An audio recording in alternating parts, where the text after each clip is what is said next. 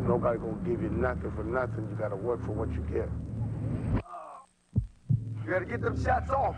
Left hook, right hand. Both hands up, both hands up. Let's go. Go out there, focus on the job that has to be done. This is what it takes to be champ. This is what it takes right here, baby. Opportunity only knocking once. Let's go.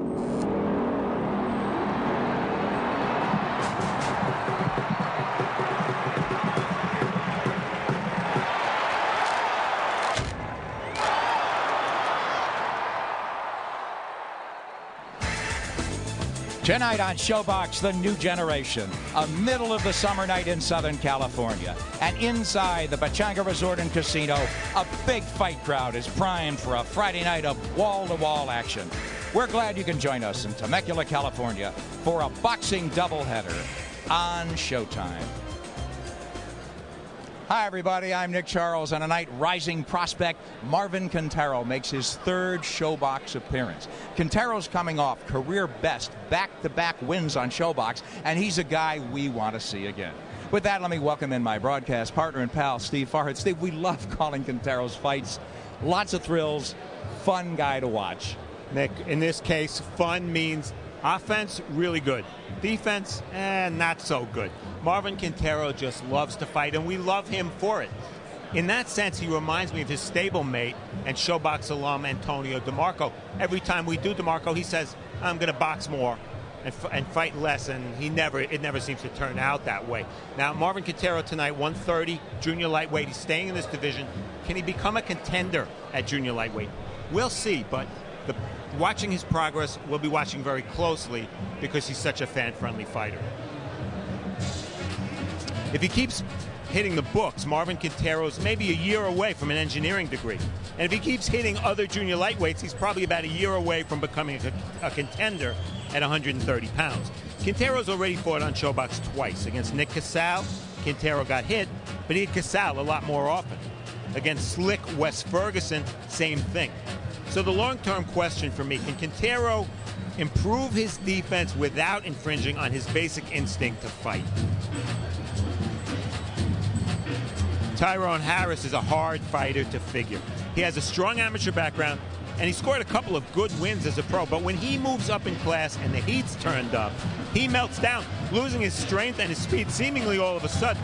His problem has been focus, and tonight he's going to have to stay sharp both mentally and physically against a younger, hungrier fighter who's going to keep on bringing it. Surging prospect Marvin Quintero takes on Tyrone Harris in a southpaw showdown. It's our 10-round junior lightweight main event later in the hour. And for a special treat tonight, we've got a guest analyst. He's a former two-time world champion who has never been at a loss for words, even in some of the biggest gut-check situations in boxing. Questions from the dressing room? Do you have any questions? I got a question. You got any excuses tonight, Roy? Let's not ask questions like that. Let's touch the gloves and go to work. Tonight, Roy. Let's go to work. Antonio Tarver backed up those words with overpowering action. A perfectly timed and placed left hand by Tarver, and Roy Jones was knocked out for the first time in his career. Tarver was a two-belt world champion again, and that punch earned him the Ring Magazine knockout of 2004. Antonio Tarver, U.S. Olympic bronze medalist, two-time world champion, movie star, and tonight one of us anyway. Welcome to ShoBox. And I never get tired of watching that film. Thank you. Thanks for having me. I'm here with two of the best, most knowledgeable commentators today, and it's just my extreme pleasure. Thanks for having me. Well, thank you. Now we can try to be three of the best, Antonio. Boxing fans want to know, though, what's happening with your fight career? You're 40 years old. You haven't fought in a while. Well, make no mistake about it. I'm in the suit tonight, but I'm definitely not retired. I'm back in the gym next week, and we're going to try to bring another exciting fight to the fans end of September, early October. So be on the lookout. You know, Marvin Quintero in our main event for the first time. Your thoughts, mentally and emotionally, when you first headlined a card, especially on national TV? You know what? Everything is seemed like it's magnified 10 times over. The nerves, the distraction, the focus. You got to be really focused in order to look good tonight so that you can remain a main event fighter. All right, Antonio Tarver, look forward to your comments. We're going to have a lot of fun tonight and a lot of insight. So that's the setup. That was our main event. But we're going to lead off, open the show with a battle of aggressive bantamweights. Unbeaten teenager Chris Avalos faces Andre Wilson in a bout scheduled for 8.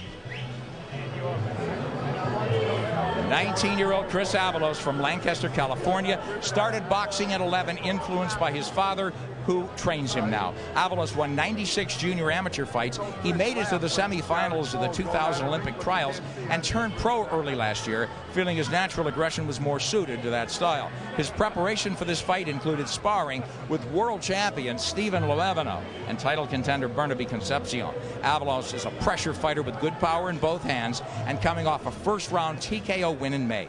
10-0, 8 knockouts. What's behind the numbers, Steve? Well, Nick, Avalos is coming off an eye-opening win. Last time out, he KO'd former flyweight contender Cesar Lopez in 1 round. Now, true, Lopez was smaller, but it was the first time he had ever been stopped. Lefty challenge. This will be the first southpaw Avalos has faced. As Nick said, he sparred extensively with very good lefties for this fight tonight. And hitting winners. Half of Avalos' fights have been first-round KOs. And he's not bowling over stiffs. Only 1 of his 10 opponents had a losing record. Andre Wilson's a 3-year pro from St. Joe, Missouri. He didn't start boxing until 17. He said he turned pro after just 15 amateur fights because it was too hard finding opponents in his weight class where he lives. Wilson went undefeated in his first 9, all of which were in Missouri, though. His 2 losses have both been on the road, including his last fight this past March when he dropped a disputed 8-round split decision to Philadelphia fighter Tian Kennedy at the Blue Horizon. Wilson's a natural right-hander who fights from a southpaw stance, but he will switch. Andre Wilson, 11-2-1, 9 knockouts. Take us behind his numbers, Steve. Well, Nick, Wilson is the bigger guy. He's only recently settled in at bantamweight. He's fought as high as 132 pounds, and he had a few fights at featherweight as well. Green opposition. 8 of Wilson's 14 opponents had 2 bouts of pro experience or less. But in his most recent bout, he was competitive with Kennedy, who's a stud prospect. And bombs away. 6 of Wilson's wins have come inside a round. Warning, combined 46% of Wilson and Avalos' fights have been first-round KOs. And so 2 young prospects, they're fighters looking to become prospects, meet when unbeaten Chris Avalos faces Andre Wilson in an 8-round bantamweight bout on Showbox. Let's go now to ring announcer Mark Lichtenfeld. Ladies and gentlemen, welcome to the Pechanga Resort Casino here in Temecula, California. For Showbox, the new generation. Brought to you by Gary Shaw Productions in association with Patrick Ortiz, Ringside Tickets, Pechanga Resort Casino, and Showtime. Tonight's action is sanctioned by the California State Athletic Commission. The chairman is Tim Noonan. The interim executive officer, Dave Thornton. Introducing to you the judges at ringside, Lou Filippo, Alejandro Rochin, and Fritz Werner. And your referee in charge of the action is Jose Cobian. All right, Temecula, this bout is scheduled for 8 rounds of boxing in the bantamweight division. Introducing to you first, fighting out of the blue corner. He enters the ring wearing the black trunks with pink, weighed in at 117 pounds. He has a record of 11 wins, 2 losses, 1 draw, with 9 wins coming by way of knockout. Please welcome from St. Joseph, Missouri, Andre Wicked Hands Wilson. And his opponent fighting out of the red corner, wearing the black and gold trunks. He also weighed in at 117 pounds. His record, a perfect one. 10 wins, no losses, 8 wins coming by way of knockout from Lancaster, California. He is Chris Avalos.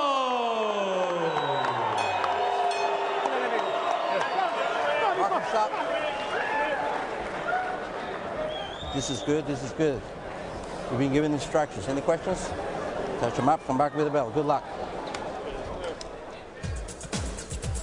When you're an American flyweight or bantamweight based anywhere but the West Coast, you often take bouts against bigger fighters just to stay active. Wilson's done that, but tonight he's picking on somebody his own size. We're on the West Coast in California. Rules apply here as we look at them here. You can't be saved by the bell in any round. Referee or doctor can stop the fight. So, ready to go here, our first bout of the night on ShoBox. Nick Charles, Steve Farhood, and special guest analyst Antonio Tarver with you. Hope you'll enjoy the action. We're looking forward to this one. The southpaw is Wilson with 2, as he called them, questionable losses, and the unbeaten Hurricane is Chris Avalos. He is the aggressor, but Andre Wilson is the naturally bigger guy. Much bigger guy. Still, he has to fight somewhat defensively, and what I mean by that, Nick, is he gets hit when he doesn't move. He gets hit when he's against the ropes. If he shows movement against Avalos, I think that's the right way to go. But yesterday he told us he wants to push Avalos back, so I wouldn't be surprised if this is a shootout. Antonio, question for a southpaw. You like to go to the left into a right-hander's right hand. So you can, is that where he should be going? Or? No, that's just my thing because, you know, I'm a counter puncher by trade, and I usually like to fool the right-handed fighter thinking he has an opening and taking it away from him. Okay, we'll be watching this. We'll see what Wilson does. He said he doesn't want, I think it's really vital that he not get pushed back. He said he's going to push Avalos back. That could be doubtful, though. Important thing, though, is not to fight backing up and maybe take some of